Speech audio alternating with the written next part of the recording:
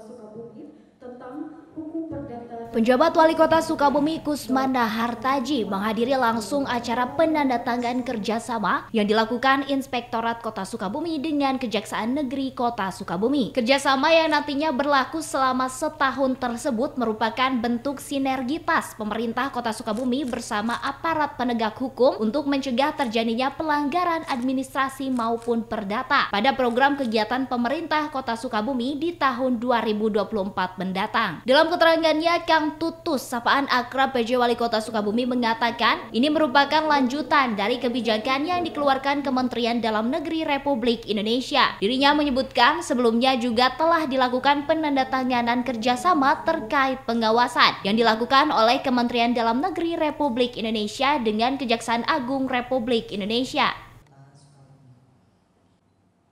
Jadi ini kan tindak lanjut dari Kejaksaan Agung dan Kemendagri terus turun ke bawah di provinsi antara gubernur, inspektorat dengan Kejati, dan kita juga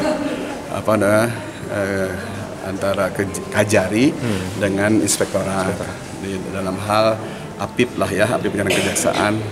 Jadi intinya bagaimana pengawasan, bantuan hukum juga, terus ada hal-hal terkait dengan perencanaan, pengadaan barang jasa dan sebagainya, kan harus ada pendampingan juga dari kejaksaan agar kita membuat good governance, clean governance ya, itu juga membuat PR kita. Dan alhamdulillah Kota Sukabumi sebetulnya sudah cukup baik.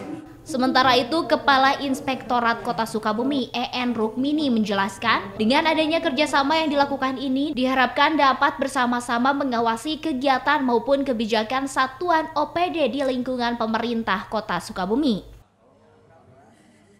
Apalagi kan ini kita tadi lanjuti dengan adanya MOU dengan Kejaksaan dengan APH ya. Jadi manakala itu lebih dan kita susah menagihnya, kan susah menagih itu ada beberapa hal. Pihak ketiganya sudah tidak ada, ya, pihak ketiganya meninggal, perusahaannya bangkrut gitu kan, dia sudah tidak beroperasi lagi gitu kan, atau dia entah kemana lah. Nah itu kan susah kalau kita. Dia sudah di blacklist misalkan ya.